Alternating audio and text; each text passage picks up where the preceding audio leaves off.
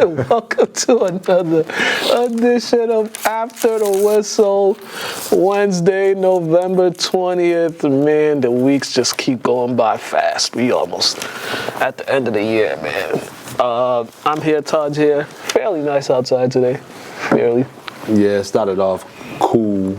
You know, kids love my outfit, but they say look at grandfather. Apparently, flannel is associated with grandfathers of nowadays. Thank God I don't wear too much flannel.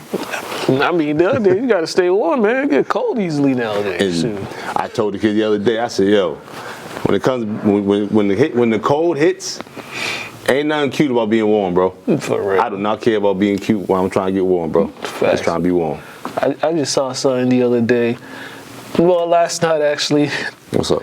Former President Andrew Jackson, you know he had a duel with somebody? Like, I challenge you to a duel. This was before he was president. Ooh, did he? Ooh. And he won. But the whole backstory was hilarious because it was like, what was his name? Charles Dickinson. Did he take his glove off and slap him first? And then challenge him? But him and Charles Dickinson. And right. apparently they was interesting going back and forth, talking about each other through like newspapers and stuff like that. Talking about wives, talking about parents and stuff like that, and it was like instigate. But then the dude was saying like Andrew Jackson had a temper. So like I said, Charles Dickinson said one thing, and he was just like, I challenge you to a duel.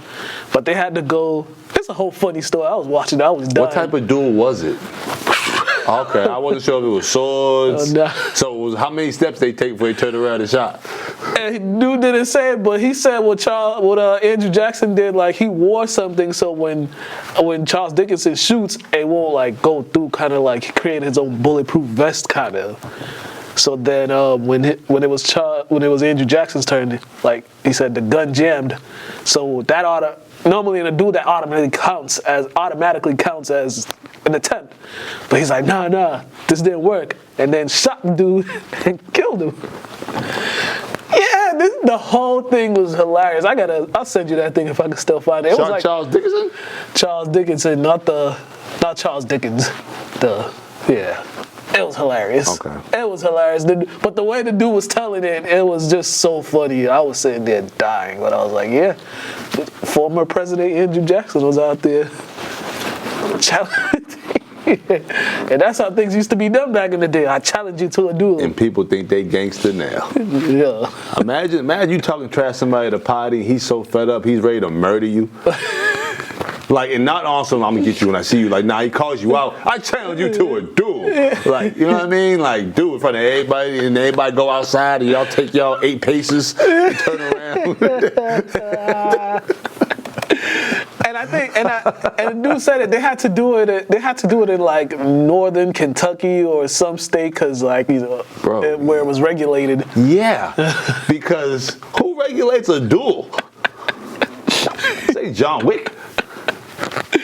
Imagine if that was regulated nowadays. If you could just go out and you just challenge somebody to a duel. I'll be honest. If you can challenge somebody to a duel, there'd probably be way less gun violence. Like way less. Cause a lot of these people, they don't even want to murder somebody. And then you know what I mean. They really don't want to until it happens. Right. And then a lot of these people, they're not really like.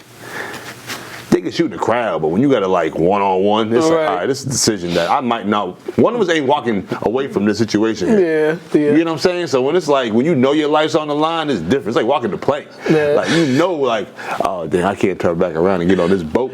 Like, the funniest part about this story is the dude, Charles Dickinson. Charles Dickinson was the best shooter in the United States. That was the funniest part about this, like, cause the dude was saying, he's like, Andrew Jackson found out that Charles Dickinson was the best shooter, so he wanted to back out, but he couldn't. So yeah. Well, there you go, kids. Don't cut yourself out. Never cut yourself out. You never know. It's all about who's great that day. All right. Apparently. I don't mean to laugh at nobody dying, but Yeah. That's U.S. history. That's What U.S. history. What Jordan say? You miss every shot, you don't take. There you go. You know, it wasn't good on Saturday. The Patriots, it wasn't their day on Sunday. They just wasn't good when it counted on Sunday. They had chances in this game. They just spoiled themselves, ruined some opportunities. These receivers, though, man, like, I get it. You got a young quarterback. There's not much expectation, but these receivers, yo, they catch the ball, man. Catch the ball, run the right route. It's the little things in football. You got to give your quarterback a chance, because that last interception, it seemed like. I don't even know what the dude was doing, but yeah, miscommunication. The Pats dropped the ball on this one. No pun intended. Yeah. When you have a chance to beat some teams, just to, and like they didn't realize that they still have a chance in the division. They do know this, right? They do know this, right? Apparently not. Because I was shocked when I seen the standings before the game started. Right. I was like, "What? For real?" I said, "Oh, no wonder why people ain't complaining. We might squeak in there." Right. They had a chance. If you win these games and beat these teams, because the Rams seemed like they didn't want to win. Right. The way they was playing, they didn't really want to win. And the Pats, I get it. You got a rookie QB. You got a lot of new pieces on your team, but you got to help the quarterback out. You got to get these wins, especially when, remember what I said, make it to the end zone is their primary objective. Right. You made it there 5 times. You get in there at least 3. Right. You know what I mean? Right, like, come on, you're making it now. So, like, let's make it a habit to get in there more than 50% or 50 plus. As Steve Young said, the more you kick field goals, the greater your chances are of losing the game, because you need touchdowns. End of the day, 2 field goals to 1 touchdown, you're still down by 1. Right. And also, I'm not even gonna blame Drake May for this just because he's young, but I don't. So they had plenty of time left. You're down 6. Brady was the master of this. That, all right, I'm just gonna methodically move down the field. We got plenty of time left until it's time for me to take a shot at the end zone. Like, they could have, even on that last interception, he had the guy open in the flat. He had the running back. Just take those short passes until you get into that area where you have to take the shot, because there was plenty of time. They didn't need to go for that home run. So it's just a learning thing right there. How many QBs actually think that way? Right. Especially the way the game's now. Like Tom Brady's like an historical, like, high quality thinker when it comes to like that 2-minute drive, getting to one end zone to the other. Right. We never was worried about him getting down there. It's all about will they make the field, will they make the kick, extra point, and you know what I mean, certain things. But it's many people always, they don't understand that sometimes less is more. Right. You gotta give yourself an opportunity or a chance. Just sometimes give yourself a chance. Give yourself a chance. And too, like, granted, look at the clock. All that's probably overwhelming your rookie year. You know what I mean? So I'm sure everything's gonna slow down next year for him. Yeah, but the good thing is, though, he's putting a timer on everybody. Just, they're gonna get back to being competitive and winning. So, yeah. So once that happens, we'll see what happens. Because right now it's like the learning curve for him, and but the receivers got to help him out. They and protect him. Yeah, protect him. Yeah. Overall goal, he has to finish this season healthy. Like, come on, we don't got time to get this man hurt. He's making strides in the right direction. Definitely. So let's keep it there. Yeah. And this is what you want to see from your young quarterback. And this is why it was good for him not to start right away, not to just to watch things, because we're seeing some of the other quarterbacks that started right away. I'm not gonna lie. Maybe if he did start right away, we might have a little better record. Or he might be hurt. Yeah. So, sometimes but I was thinking, like, the way he's playing now, if he would have been playing a couple weeks earlier, granted, none of us wanted him to play. Yeah. They might be in a better position. If they had a way better O-line, he probably would have played sooner than later. I get him getting the reps in, but he has no business throwing the ball 40 times. Like, what are we doing? Yeah. Like, what are we doing here? Yeah, everybody. The Buffalo Bills handed the Kansas City Chiefs their first loss of the year because they weren't scared on 4th and 2. They decided to go for it, which is what you have to do against the Chiefs. You got to be aggressive, and they did that, and they got themselves a win. Now, like the overreaction people are with Josh Allen and how they keep trying to put him on this high pedestal of a quarterback, Let's see them do it in the playoffs, because I've seen them beat the Bills, beat the Chiefs before in the regular season, and then come the playoffs, they lay an egg. Either it's on the road or it's at home. So you put him in second tier? Yeah. Of high-profile quarterbacks? Yeah. Like the top of second tier? Yeah. He's like right below tier 1 because he just doesn't win. Just hasn't really won yet. No, I respect that. They just keep trying to elevate him. I'm just like, bro, he's good, but y'all just gonna keep ignoring his flaws. But people just want to keep history the way it's always been. Yeah. Sometimes you got to understand that, people just moving people out the way and things have just changed. Your quarterback looks totally different than they used to. Yeah. But shout out to the Bills though. Remember what I was saying about Josh Allen being forced to utilize all his weapons? It seemed like it might benefit him rather than just relying on Diggs when things look like they're going south. Yeah. And the Chiefs, they just didn't play well. Their game plan wasn't balanced. You only ran the ball 17 times. It seemed like just one of those, let's just see what Mahomes could do. Like one of them games. But it's like, no, let's stay the course, play solid football. Yeah. And there shouldn't be a problem. Yeah, but, the Bills just finally got him. Finally. Yeah, Finally. Yeah, and the turnovers too. The turnover they picked Mahomes off twice. So that winning the turnover battle always helps. They ran the ball pretty well, 31 times, 104 yards, like running back by committee. But the quarterback's your leading rusher. I didn't know Dalvin Cook is like close to being like the all-time leader in like touchdown. No, you mean my James bad, number Cook? 2. Yeah, my bad. But James Cook behind Thurman Thomas. Oh, really? Yeah, they said it on the show. Like, No. I said on the show. They said during the game, like he had a chance. He's like number 2 or something, number 3 all time. I'm like, how? Rushing touchdowns? Yeah. Oh, wow. I'm like, how? He ain't been there that long. I feel like. Yeah. I don't know. Then I'm thinking about like people like OJ. You know what I mean? Yeah. But I'm sure I don't think his career was that long, I'm assuming. Or did he not play for the Bills for his whole career? I thought he did. I think he played, like towards the tail end, I think he played for somebody else. Okay. Yeah, but most of it he was with with the Bills. He was with the Bills. Okay. But Buffalo definitely 9-2 right now. They're undefeated at home, so they definitely want that home field advantage going into the playoffs. But they played well, but I just tell you, when Josh Allen throws the ball more than 30 times, most of the times you're not going to win.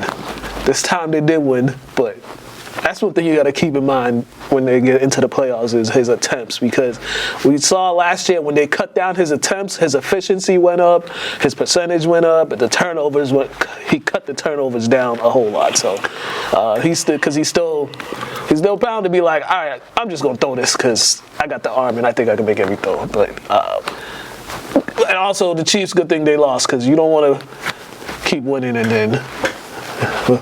We know from first-hand experience when you are undefeated and you get deep and then you lay an egg. So it's actually losing sometimes is a good thing. Many losses don't bother me, except for that one. Pittsburgh and Baltimore. The Steelers won a game where they kicked nothing but field goals. No offensive touchdowns in this game. The Ravens are a very weirdly coached team because, as you said all the time, they brought in Derrick Henry for a reason. You know he didn't have a carry in the fourth quarter. Bro, I thought he was injured. I thought he was hurt. Because I'm like, nah, ain't no way they not playing him. Right. You know what I mean? But I'm like, whoa, he really wasn't hurt. And you only had 16 carries. My bad. 13. 13 carries with 65 yards and 1 touchdown. That should have been doubled. 13's like a warm-up for him. Bro, that should have been at least 26 to 30. And even on the 2-point conversion, he's not even in the game.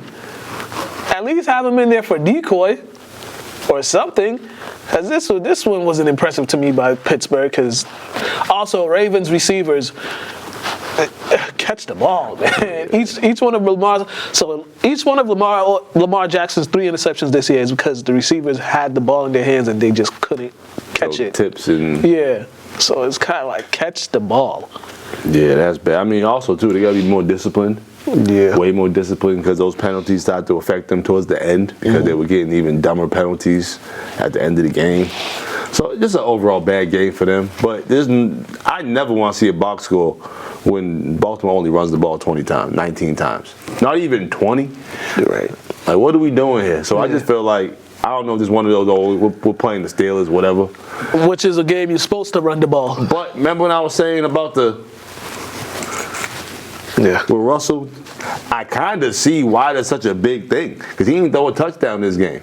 So apparently throwing touchdowns is like a struggle for the Pittsburgh Steelers. Yeah. How do you win? I don't know. With only taking field goals. Right. Like, y'all should be ashamed of yourself, Baltimore. Like, come on. And as I said last week, the Steelers are a good football team, really, really good football team. I just don't see a championship football team. That's it. I just don't see it because of games like this. Like you need to get in the end zone. You got to get in this end zone. I just think overall, they're just a good organization. Yeah. Like just because like they win games without really having many offensive threats the past like years now. Yeah. They win without having much. Yeah. Shout out to Mike Tomlin, man. You be doing your job. And it's not like flashy either. It's like they win was like we going. I wouldn't pay bar fight. I wouldn't pay a ticket to watch how they win. Fair assessment.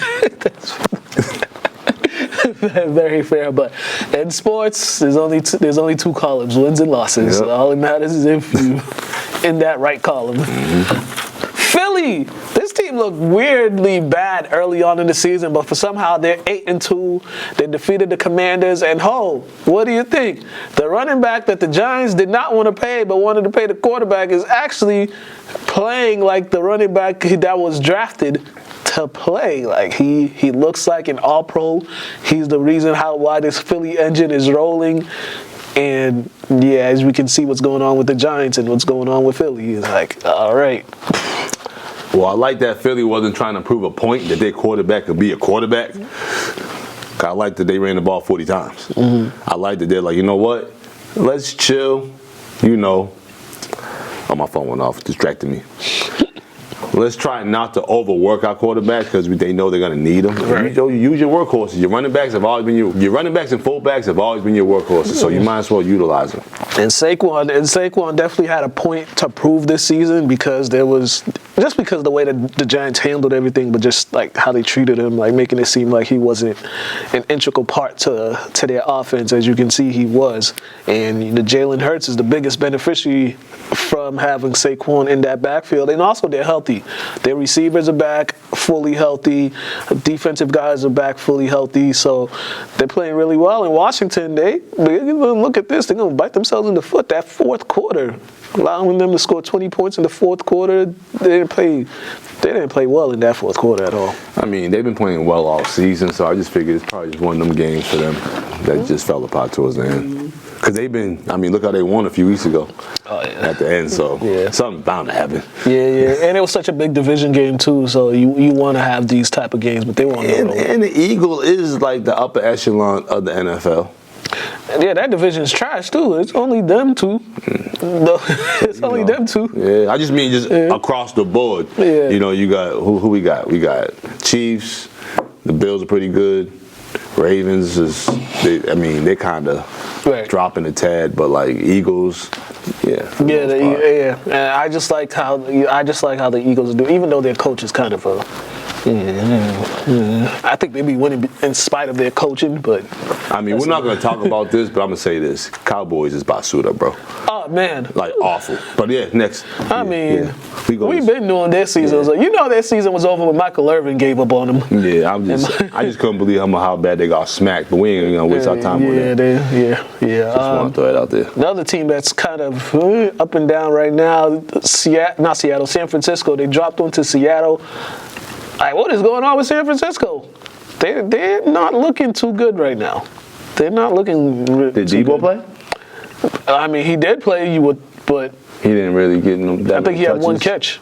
Yeah, I don't know if they're trying some new things out. I know McCaffrey was back in the lineup, so that him being back should have been a boost. It shouldn't have been a hinder. Right. So maybe it's got to fix some things. And right now they're 5-5. But yeah, they've just been up and down right now. They haven't been playing consistent football like they normally are. Because even last year, when guys were in and out the lineup, they were still being consistent and still winning games. Like it seems like now all that's catching up to them. Like they can't rely so much on all that talent they have anymore. They actually got to find ways to win, and they need those guys in there. Because you're staring at you're tied with Seattle for first place in the division. Well, they got the lead right now, and most likely you're gonna have to, if you want to get back to the Super Bowl, you're gonna be on the road. So this last stretch of the season, they're gonna have to tighten some stuff up and play a lot better football than they are. And Seattle, that's another team. They just be winning, and you'd be like, how they winning? But they just be winning. Another team I'm not trying to pay to watch them. How they win? Sorry. I give Geno Smith his props though. Geno be balling though, but as it just, I mean, going to an NFL game is just an event in its own. Yeah. But I'm sorry, I made the decision. I'm not going to an NFL game unless I'm in the suite or something. Cause I be seeing what be going on in the stands at these games and stuff like that. I'm just like, yo, why folks don't know how to act? There's always fights happening and just too much buffoonery. Football brings a different type of personality out, and there's a lot of them. Yeah, we don't fully understand because you got a hooper mindset anyway. So basketball tracks certain people, football tracks certain people. Yeah. Only separation is you don't get pissed drunk before a basketball game. These people get pissed drunk all day long, from like 5 a.m. all day long, and then they damn near hung over watching the game. Yeah. That's how drunk they is. Yeah, man. Like football, the etiquette and the standards is just totally different across the board when it comes to football compared to any other sport. All right. Because I've never soccer. Put soccer and football to say because soccer. Oh, yeah.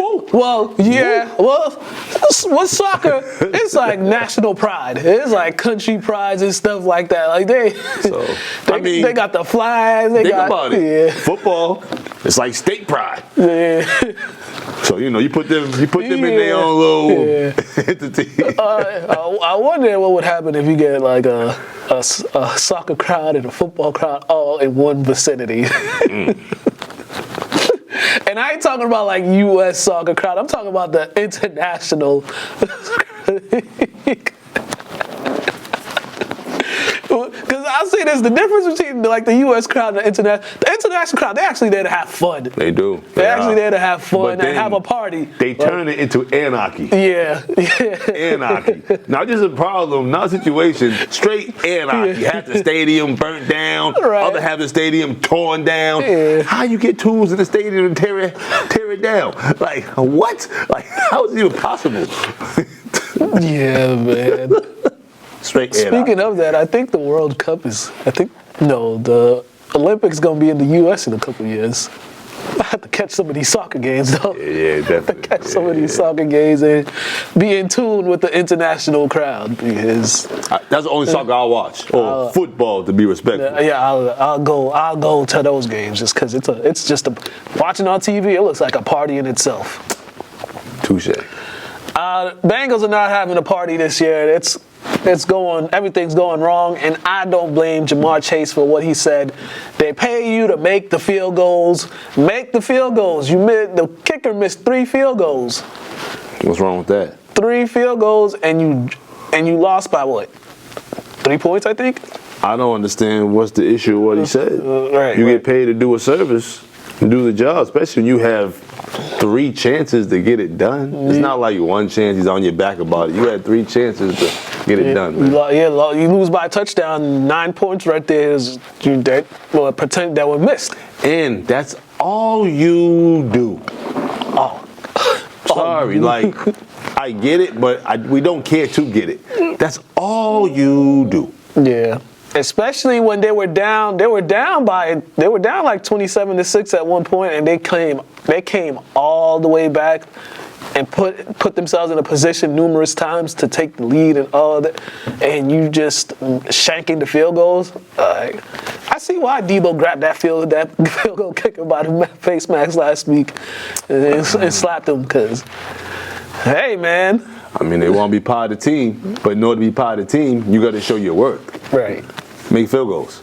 Yeah, and this was another game. The Ravens, like they offensively, they did great. Even as you always say, the slow start. I said Ravens, the Bengals, slow start again. You know, you fall down 27-6, and then you trying to mount a comeback.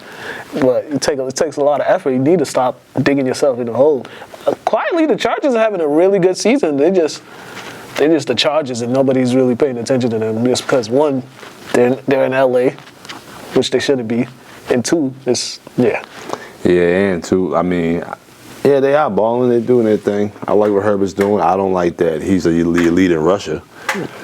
You know, let's be smart about these things. That's why they have positions, so you can fill people. Yeah. So, you know, that's all I got for that. I haven't really watched the Chargers much at all. I don't really watch them really ever. I feel like they're barely on TV. Yeah, they're not on TV that much. And also, they be like, it's the Chargers. Every time I watch their games, like something crazy happens. Either they have a big lead and they blow it or something, or they lose in a crazy way. So but right now, 7-3 right now. It's the Harbaugh Bowl coming up this weekend, where the brothers are going to be coaching against each other.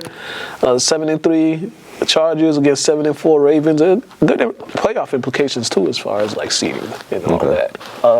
And then lastly, the Jets. Oh my gosh, man! Can you talk about a team that's just absolutely horrible? They're losers of what? 1, 2, 3, 4, 5, 6, 8 of their last 9 games. They're losers of 28-7. They drop it. Kudos to Anthony Richardson too. This was big for him because of he went through the last 2 weeks, and you know he got benched, rightfully so, but he bounced back and he showed why he could be the franchise quarterback. But for the Jets, my goodness, who are you going to blame? I mean, Anthony Richardson, you can blame for doing his thing out there against them. But shout out to him, though, just because he's being a professional. Yeah. Being a stellar professional, dealing with the hardships in front of millions of people and bouncing back. He's only 22 as well. Oh, yeah, definitely. He got a good head on his shoulders. So definitely bouncing back and showing that he's a headstrong young man. And the Jets are just the Jets. Yeah, representation in New York. Yeah, this is all bad. I think people saw Brady and they think every 40-year-old quarterback can be like Brady, and nah. Remember we talked about the thought process. And he's heralded now, but remember, a lot of these guys are way heralded. You know, he had way more accolades than Brady coming out. Mm-hmm. And you're seeing that. Sometimes that doesn't work to your benefit. And I think they just fired their general manager. You could fire a general manager? Yeah. Oh, yeah, you're right. Not the owner. The owner can't fire himself. Yeah, you're right. The owner can't fire himself. But can the league get, like, involved? And they could. Y'all got to go. Yeah, they just forced him to sell the team. Like they did with the former Washington owner. Right. Forced them to sell the team. But good win for the Colts. They're keeping them still alive for the playoffs. So they got an opportunity for the playoffs. And also with Anthony Richardson, you know that there's like 4 or 5 quarterbacks in college right now that are older than him. I'm not surprised, bro. These kids stay in school for like 8 years. Yeah. They stay in school for 2 high school careers. Oh man! Speaking of high school, we'll talk about that during the high school segment. I'm gonna get me started with these kids that are scared to leave school. I got some stuff I have to say after what I saw over the weekend. Whoa. Yeah, that's it for our segment here. We got our interview time. We got the +1 segment. So the Lynn Rams 12U and 8U cheering team, they are going to nationals. They're going to nationals down in Florida. Congrats ladies. Congrats to them. We had the 8U team here yesterday. Hosie's son, Quintana. I said son. Hosie's daughter. She was on there. I was like, oh, okay. I'd be forgetting he has daughters because I'm so used to always seeing him with his son. So I'd be forgetting he has a daughter. But she's on the team. A couple of other girls. I know the parents. I was like, oh, okay. I see you. Look just like your mama. But we chatted with them, and the coaches. It was great. They swarmed. They took over the studio actually. But check this out. They're gonna come back.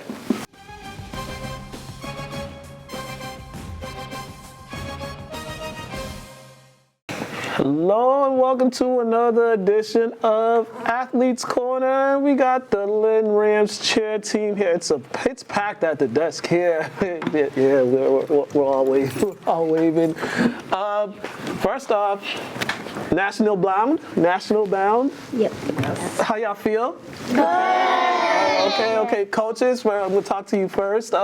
This is a big thing for the young ladies right now to go to nationals. But talk to me about regionals. How was that just leading up to nationals? The road leading up to going to nationals. I'm thinking I wasn't thinking. So the competition leading up to nationals is our regional competition. These girls, we have 26 girls on the team. They went out there and they actually killed the mat. They went out there, they smiled, they worked their hardest I think I've ever seen them work, and they earned where they are today. Well, now where was this? Where was the regionals at? Was it up in Lowell? It was up in Lowell Okay. at the T. Saugus Arena. Okay, so and some of these girls already have experience up there, right? There is. We have a few that have was on the 8U team last year. Mm-hmm. The majority of the team are actually brand new cheerleaders who have never cheered before. Oh wow! So that's even a bigger accomplishment because you are getting them going and getting kind of their cheer career. So how is it just for the first timers, I should say, how is it to get them acclimated, just to get them to understanding the basics, and then? I think the most important thing to do is the Lynn Rams offers a clinic before cheer season starts. So that offers everyone a chance to experience what cheerleading is going to be like. So it gives them a chance to see if they're going to enjoy it, something that they think they're going to stick with. But once the season starts, we get right down into competition season. I mean, obviously we love the games and we learn the cheers for the boys. But I think we all enjoy once comp season starts. We get right down into it. Right, and it's such a long season because it starts April, maybe May, like just trying to get things going, find out who wants to participate, getting girls signed up. But the practices, you're with them pretty much for 7 days out the week too. I mean, I'm sure it's you have a lot of stories you could tell, and just having some interesting times, just spending time with the girls. We do, but the hard work pays off. Hard work does pay off, and I'm sure the parents out there are happy as well, but they're eager to talk. They are eager to talk, so I'm going to pass the mic to her first. First, tell everybody your name. Hi, my name is Kenna, and I'm 8 years old, and I've been cheering on the cheer team for 2 years. For 2 years, and this is not your first go rodeo, right? This is my second. All right, tell me the difference between the last year and this year for you. We got first place for nationals, regionals, states, locals, and we're about to go to Florida for my second time. How excited are you to go to Florida? Not that excited because I've already experienced it. Not only that, but she has her mom this year as a coach. Oh, This was her mom. okay. My mom's over there. Oh, hey, Mom. We're gonna give this young lady the mic because she's eager to talk. Tell everybody your name. Hi, my name is Quinn, and I'm 6 years old. I've been cheering for 2 years. Wow. 2 years cheering? I haven't cheered last year. I was just one of the coaches and a mascot. Okay. So I used to help the coaches. I was only 5 years old when I was in there, but I was still the cheerleader on the team. So you were heavily involved. This year she gets to fly though. Okay. Yes. How excited are you to have this experience to go to Florida? Real excited because this is my second year to go to Florida, and I went to Florida last year, and I'm really excited. Show of hands. How many people? This is their first year going to Florida. First year going to Florida. It's a good amount. Okay, it's a lot of first timers. I need to talk to one of the first timers. Okay, we'll get every one of y'all. We'll get every one of y'all. All right. Well, why are you excited to go to Florida this year? First, tell everybody your name. My name is Jasmine, and I'm excited because I never been to Florida, and it's a new experience for me. All right. How were you feeling during the regionals? I was feeling confident in myself because I had a feeling we were going to win anyway. Oh, I like that confidence. Same questions. Make sure you tell everybody your name. That's your kid.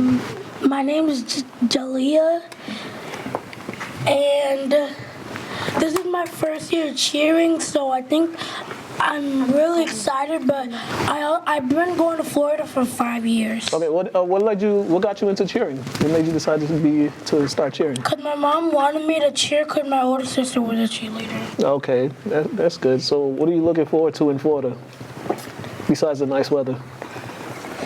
Regional it will be fun. Regional will be fun, but if we get any place, I'll still be happy.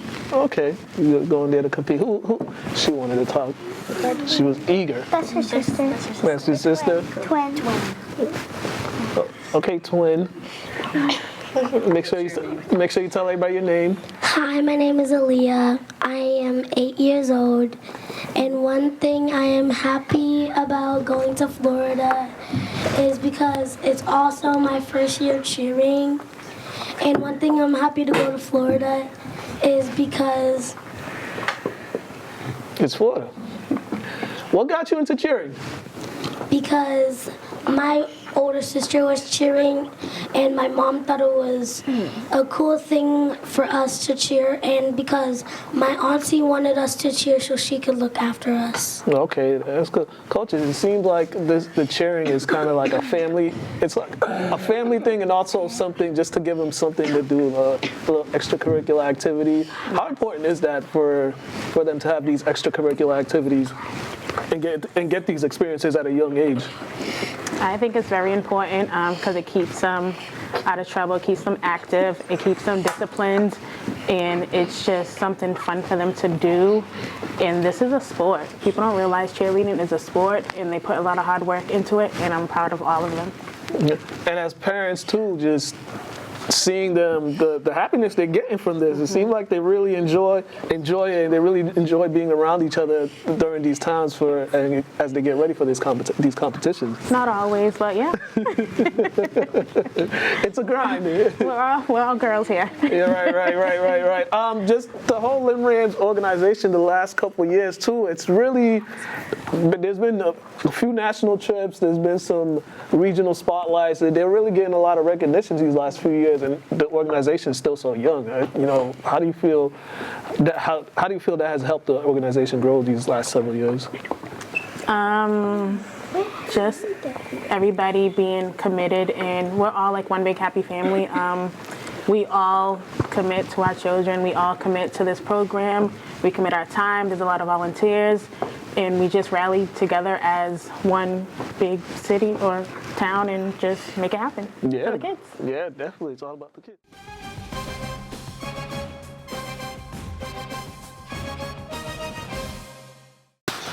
All right, and we are back. Oh, the NBA in-season tournament continued. The Celtics, well, everybody was talking about Cleveland's 15-0, and then they just came in and ran into the champs and had to get brought back to reality just a little bit. But it was a good game, though. It was a good game. Celtics with the win. But, man, NBA and these refs, man, they're so bad. These refs are so bad. Like, they don't know what a travel is. I just saw, I watched Evan Mobley push Tatum as he's going up for the rebound. They don't call it. That was like blatant, too. That was blatant. And then he traveled before he dunked, and I was like, what is going on here? But it was a really good in-season game between these two. But my takeaway from the Cavs, they're only going to go as far as Evan Mobley takes them, because I think he's the most unique player on that team, because he's got skills. He got everything. Yeah, and it's just when your guards are that side, that height, he's gonna have to be the focal point for them to take that lead. Yeah, he's a dual threat. Yeah. Jared, what's his name, still there? Yeah, Allen's still there. He's nothing like Mobley, so Mobley has to be the one to turn the corner. Granted, your all-star guys are gonna be the guys that put it up, but you got to be the most efficient. Yeah, and he's actually shooting the three this year. He wasn't shooting it. He shot it last year, but I think I saw he was like at 38% this year with the amount he's taking. And then just another day at the office for the Celtics, just get a dub. I mean, after blowing that first game. Right, man, right. What's wrong with these fools? Yeah. Better get that second game. Jeff, and it was a balanced 5 guys, 6 guys in double figures. Papers just coming out. He might be a 6th man of the year this year. Man. Shout out Jaylen Brown. He's even passing the ball. He had like 7, 8 assists. Yeah, I think this is like back-to-back games where he had 5+ assists. Let me look that up right now. Yeah, but look what happens. Yeah, back-to-back games. He had 7 last game and then 8 this game. There you go. Look what happens when everybody's moving it. Yeah, his assists are up 4 assists and the 7 foot is not even there yet. So all these teams are talking about these guys are injured, and then we got somebody that's just we got a whole unicorn that's just chilling, waiting. So I think they got Washington coming up next. I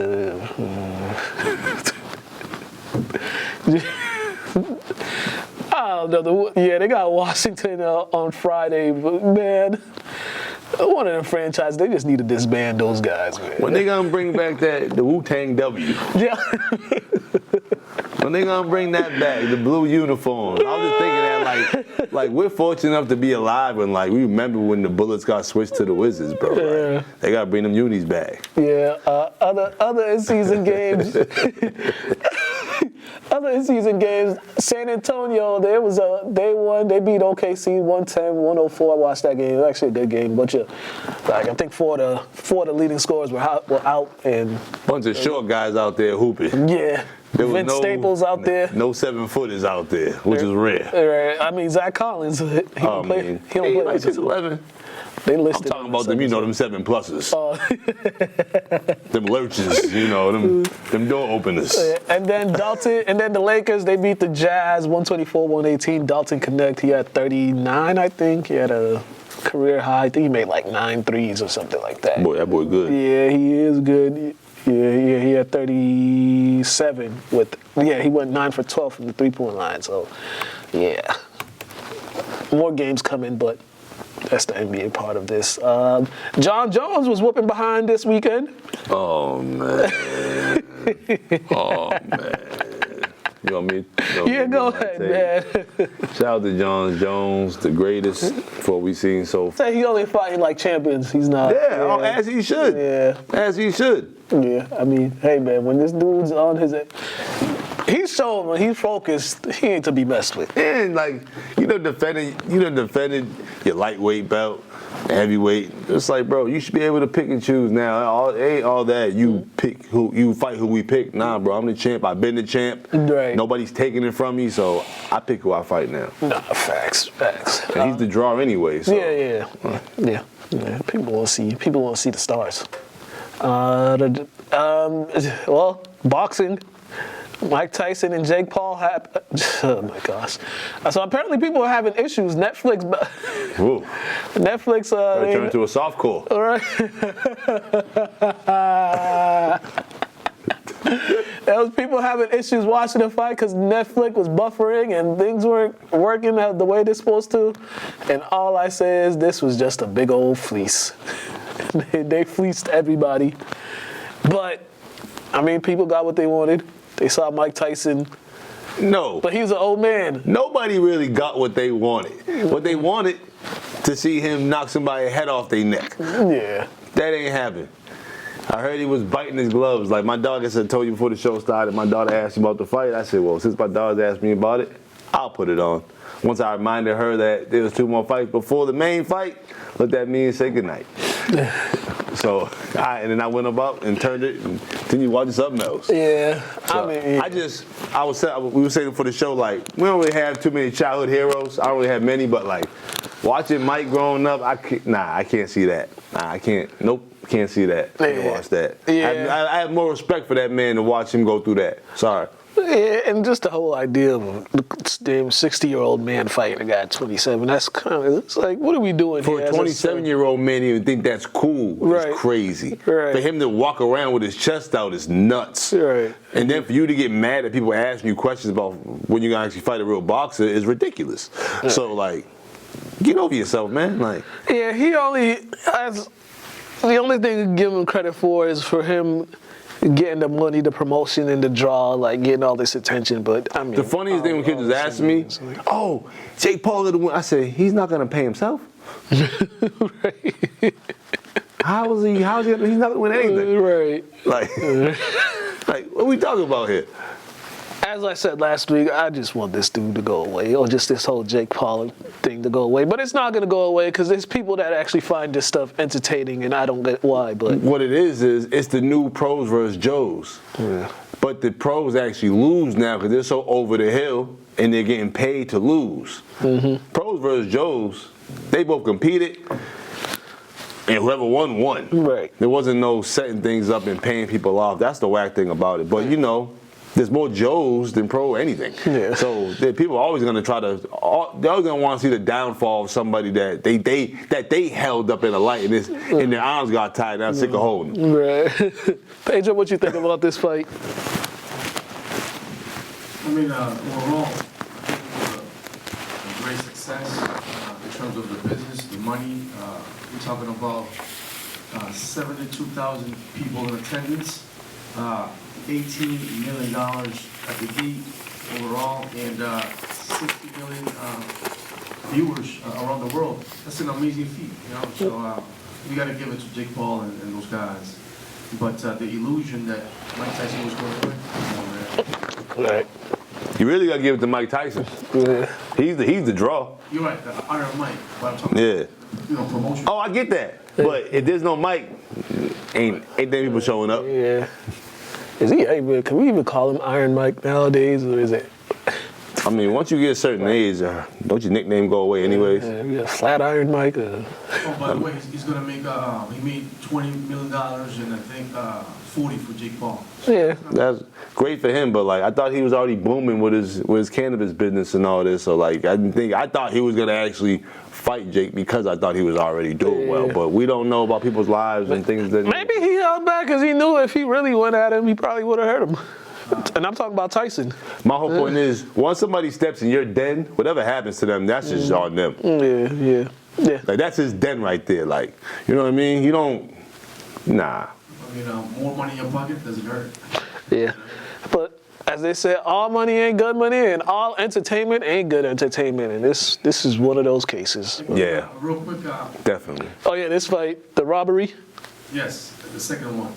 Yeah, she got headbutted 3 times and opened up a crazy cut. Did they dock points for the headbutts? At one point, yes, but it wasn't enough. I think if you headbutt somebody in a boxing match, you should automatically be disqualified. I didn't see it there, but yeah, she got, oh my God, a crazy gash. Yeah, you know, I seen the picture, I seen the photo, but yeah, I'm just in the belief if you headbutt somebody during a boxing match, you should be automatically disqualified. Now, was it on purpose headbutt? Like one of those? I'm not sure. Because if it's on purpose, I'm just gonna kick you. Like, forget this. We both get disqualified. You gonna headbutt me though? So, but 3 times? Yeah, forget fighting. I'm ripping these belts off, bro. Like, nah, dog. Sorry. Yeah. Oh, but yeah, 3 times is crazy.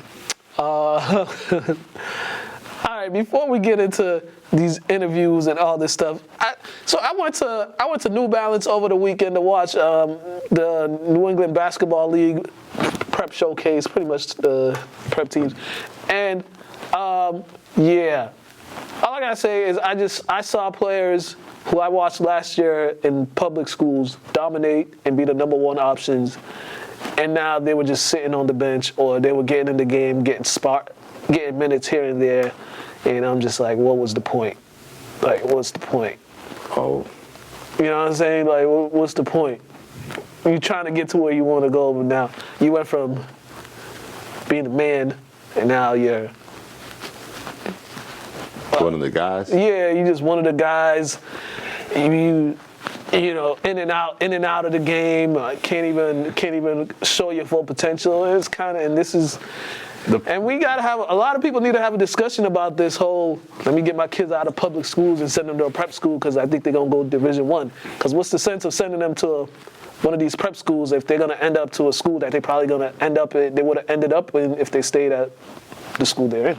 I think it's all about what type of kid you have. You have to know what type of kid you're raising. That if they could leave, they're gonna have that. I want to say determination, perseverance, and foundation to just fight through whatever they come across. Yeah. And some kids, they just don't have that. Like, you know what I mean? And it's like, I get it. They want kids to go to prep school earlier, but they gotta understand. You got guys that come to prep school every year.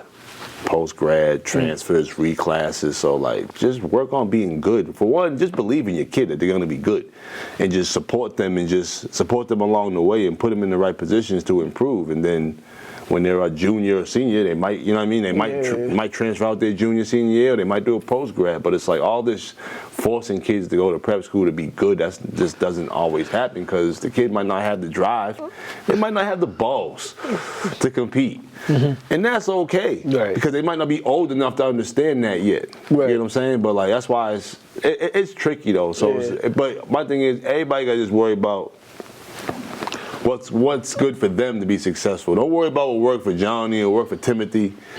Understand what's going to work for you and your kid. And what I've seen, and you know, since I've started going to these prep school games the last couple of years, I've just seen it. I've just seen too many kids that just left the school where they were handed the keys and then now they just... And the funny thing about that, I'm sure we might get backlash and they might be like, well, you went to prep school, you went to... Yeah.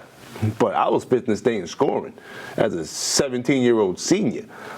I already paid my dues. I put up numbers, so it's like, yeah, I can go prep, and I was the man in prep school. So it's like we actually learned how to be the man. Right.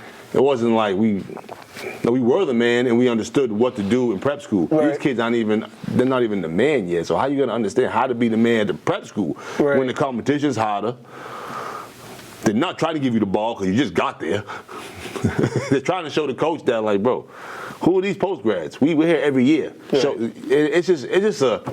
it's a weird dynamic, and it's like an uphill battle sometimes. You got to fight. Very, very helpful. And also talking to one parent who was telling me his son stayed in the public schools because he was saying there was a lot of the private schools and prep schools they wanted to get him. They wanted him, but he was just like, his son wanted to play with his friends, and he wanted to have that play for the hometown team, and still upheld that hometown pride, just playing for your hometown school. And I think that's also what's been lost these last several years or so. Is like people don't have their hometown pride, like to represent your hometown, to bring a trophy to your hometown. Just you know what I'm saying? Yeah. Like, and that used to be the big thing, especially when we was coming up, because everybody we knew, it was just like we repping our hometown. And I'm like, no matter what, we repping, we want to play with our friends and all that. But it might get back to that once the COVID generation is completely washed out,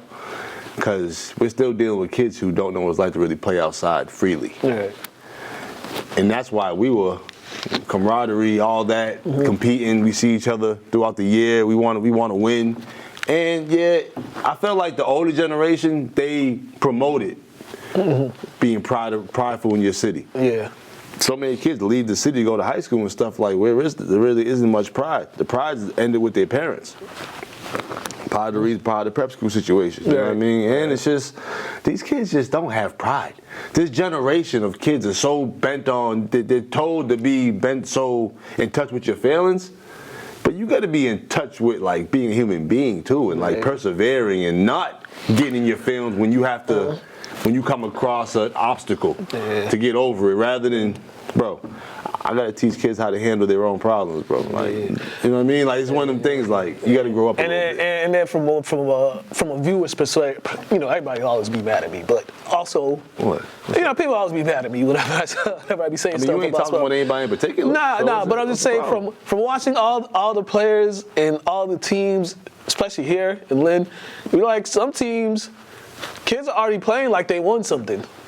Oh. You know what I'm saying? Like they already playing like they've already accomplished stuff. Like they've already won a state championship. Like, you know, like they get on the court, you'll take an opponent lightly and stuff like that. I'll be honest, bro. Cause I remember, like when you. I'm gonna tell you. Yeah. Like when Tone was coaching English, those championship teams he had.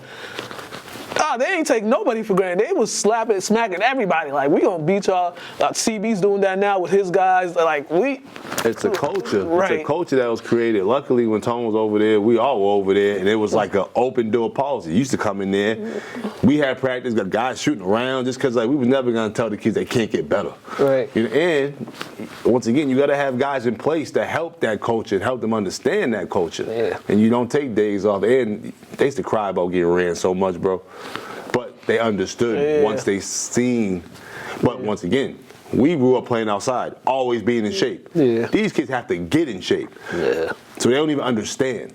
Yeah. You know what I mean? And like, yeah, bro, it's just different. It's very different. It's very different because I hate when I watch the game and I'm like, yo, y'all are way better than this team. Why is this game even close? But too, all this starts at home. These kids don't raise themselves. These kids don't dress themselves. You got a point. These kids don't learn how to talk by themselves. These kids don't develop attitudes by themselves. It all starts from the nest. Yeah.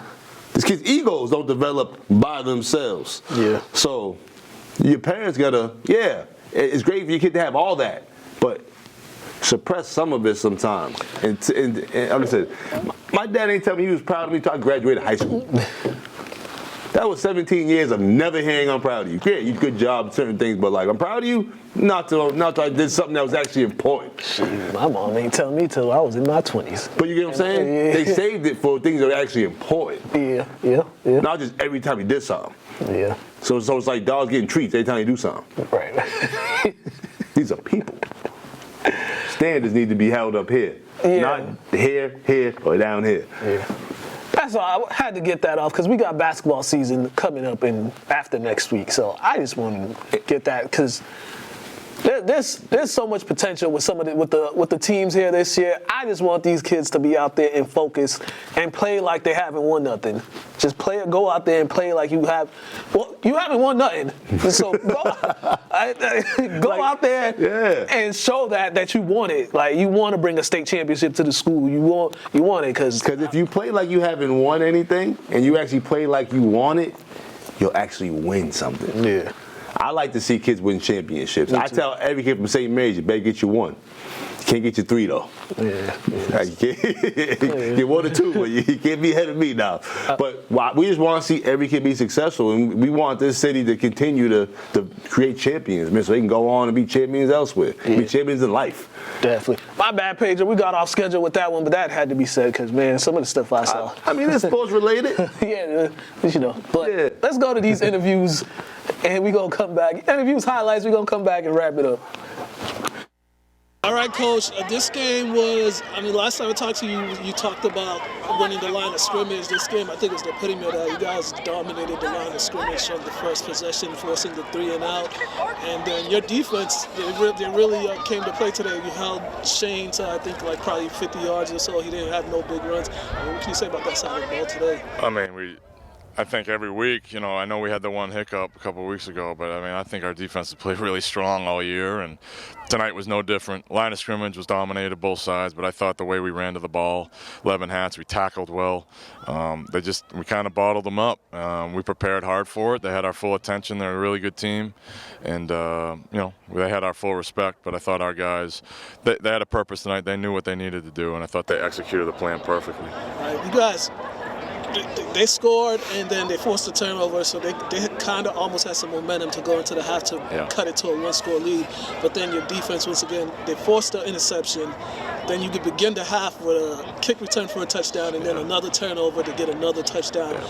Ideally, is that just a great way to end and to start a half? Yeah, it's what we preach all the time. It's team ball. It's all 11. It's all 3 phases. And, Davian, that kick return out of half was huge. The pick before half, I forget who got it.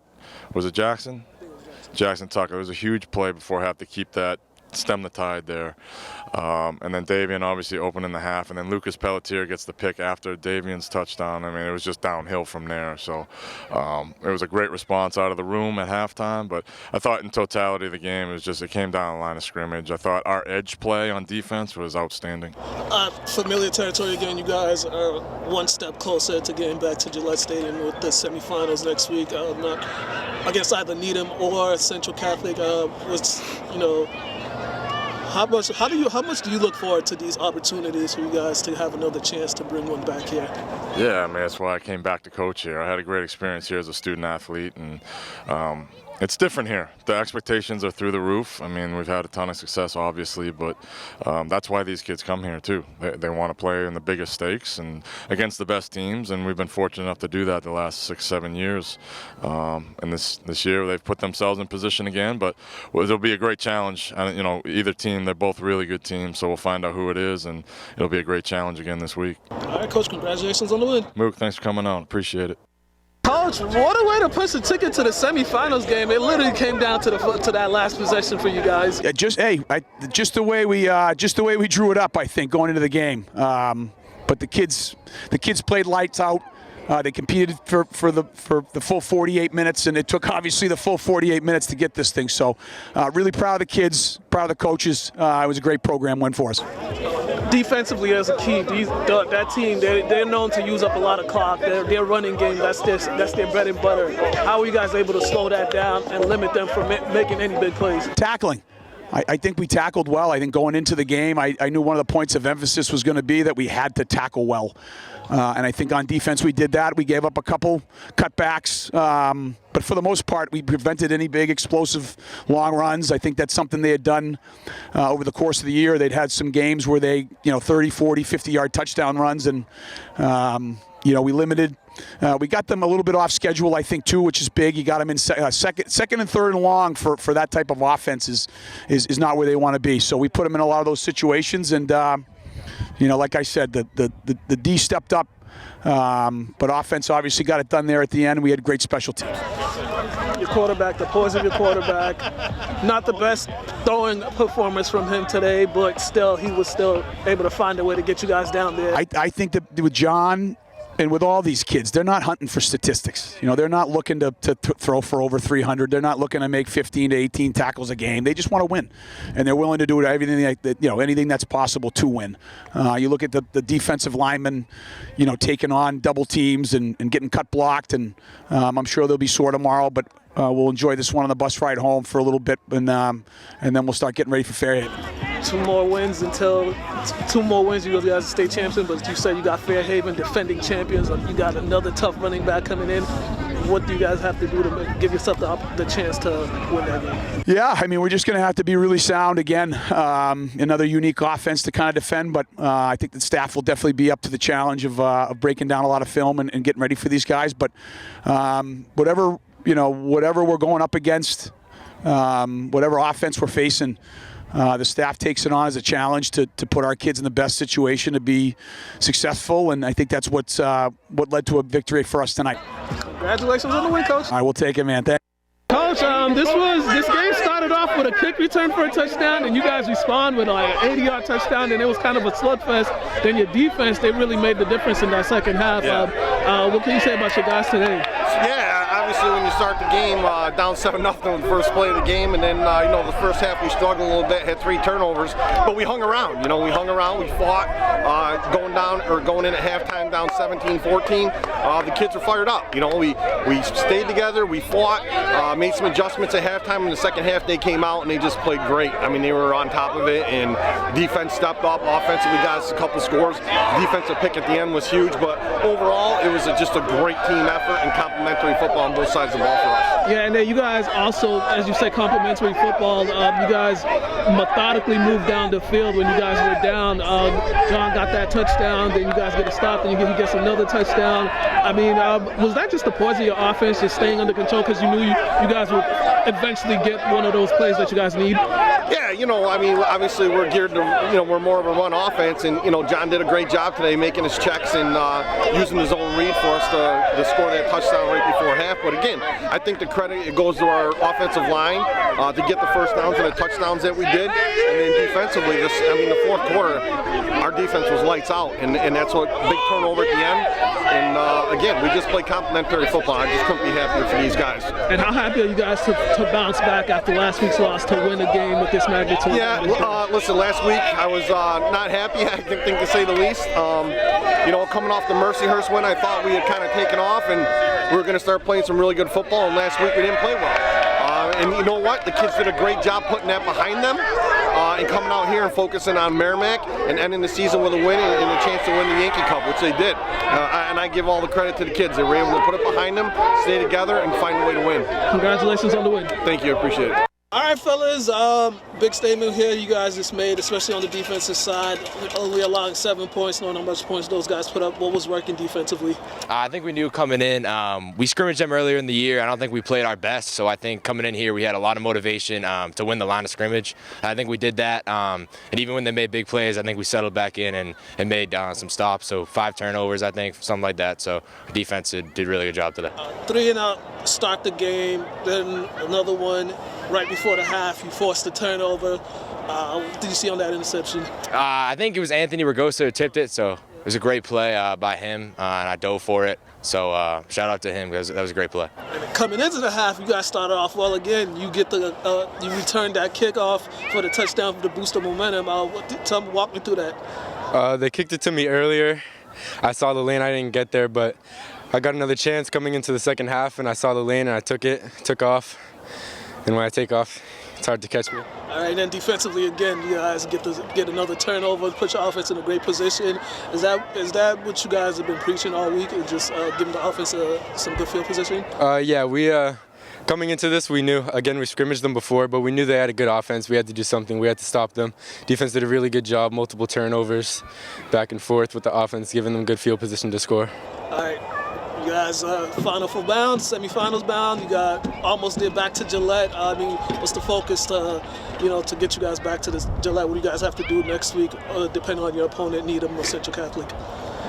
Just like this week, really prepare, see what they have, watch the film, come out and do what we do. Yeah, I think obviously we've been there before. I think like the last 4 or 5 years, so we're familiar with it. But we need to lock in and definitely get ready because I know we're gonna be playing a good team. All right, fellas, congratulations on the win. Appreciate it. All right, fellas, this one was a wild one. It's a defensive game, but you guys were able to pull it through. Just walk me through that last possession. Well, there was a lot of ups and downs. I know we had some big penalties, some big drawn PIs that helped us get down the field, but I think it was really just got to thank our line and our quarterback, JVB, for stepping up, throwing that dart, and our line for holding it for him so he was able to do that. Yeah, they scored. What did you guys tell yourself after they scored that touchdown on that last possession? I knew we had it in us. The couple drives before that, we went down, scored easily. We just had to get it going a little bit. I knew we could do it, for sure. I know, and this was one of those games. You guys really limited them off their offensive game. You limited that running attack. They had that late push, but how were you guys able to just not let them use up the clock like they normally do? Because they're used to going on 15-play drives. You guys really limited them. Yeah, so I think the big thing is we made them punt a lot more than they usually do. Our head coach, Coach Bush, he had a great game plan down in. Everyone did their job. There was no selfish plays, did their own individual efforts, and we were able to force them to punt a lot. So. All right, fellas, 2 more wins. You guys are going to be state champion. One more win, you're heading to Gillette. What do you guys have to do to punch that ticket next week? We got to keep doing what we're doing, We kind of had some mental mistakes tonight, no more of that, and we'll be all right. All right, fellas, congratulations on the win. Yes, sir, thank you. Thank you. All right, fellas, wild game right there. You guys was down by as many as 16, came all the way back. What changed for you guys in that second half to make that comeback? Yeah, I think just during halftime, the energy in the locker room, we had a complete shift. We had to talk with the coaches, talk with the rest of the team, and we just needed more energy, needed to be tougher, especially on the rebounds, and just stay connected all the way throughout the game. Defensively, too, you guys slowed them down to make that run, to cut that lead down. They weren't getting second chance points, and they were missing a lot of shots because of the defense. What adjustments did you guys make defensively? Yeah, that was in our scout, just try to slow them down, try to make them take bad shots that they're not used to. And we did a poor job of that in the first half, but after the second half, we got that locked down, and we ended up finishing the game strong. You were key in that comeback, too, with your drives to the basket. Yeah. You got some of those guys in foul trouble. What were you seeing out there? I really just try to make the right play in front of me every time, either hit him for a little bang out or Theo for a bang out. They're all good shots and try to make the best possession. Yeah, definitely. Your offense too. You guys are finding the open guys and stuff.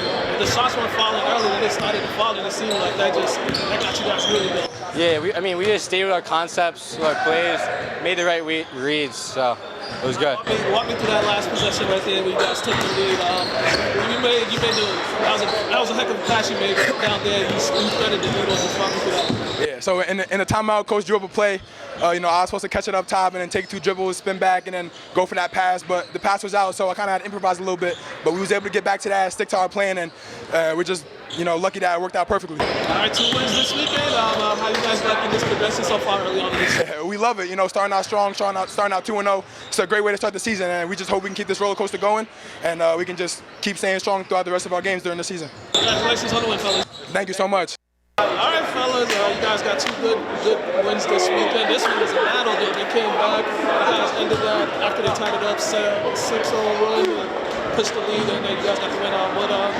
What did you guys do to build that early? Coach told us from the jump it was going to be a battle on the glass all 40 minutes, so we just really tried to focus on that, both offense and defense, both ends of the floor, and that's what really helped us down the stretch is rebounding. Yeah, offensively, as you said, a lot of offensive rebounds, a lot of second chance points. Is that just something you guys just been preaching throughout these first couple games? Oh yeah, for sure. Just being tough. But yeah, that's pretty much it. Yeah. For you was knocking down the shots was falling for you. You made some big shots, and they got it close. You made some big plays down there. What got you guys today? Because it's a big game, I came to play. The team needed me to make some shots. Everyone was hot today. Everyone played good. So just moving the ball, and everyone was happy at the end of the day. And also, a lot of guys got in there, contributed. The bench guys came in there for it. What was going to say about how deep this team is? It just shows that that's our strength of the team, our depth. We have probably the best depth in the league, and everyone from 1 to how many we have just is going to contribute. Whether it's talking on the bench, knowing the scout, or just playing once you get in and being ready. A few games in for you guys so far, still a long way to go, but how do you guys like the way you guys are playing so far at this early stretch of the season? I love it. We're 4-0 right now, so we're off to a good start, and hopefully we go undefeated for the season and win the chip. All right, man. Good work out there. Congratulations. Appreciate it. Thank you.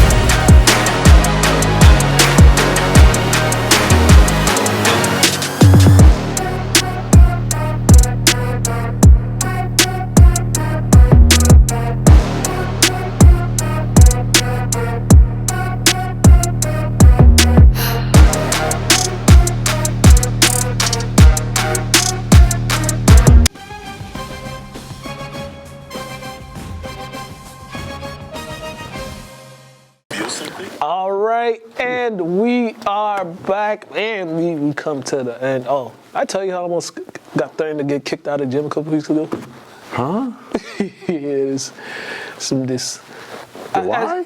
Nah. Remember when AJ came to play at Emmanuel? Yeah. Yeah, I guess some dude they put in charge. This must have been his first time in charge. He was going on a whole power trip. Cause I had DM'd the people that are running the thing. They told me for credentials, but they was like, oh, we ran out, but you're more than welcome to come and film from the stands. I'm like, all right, cool.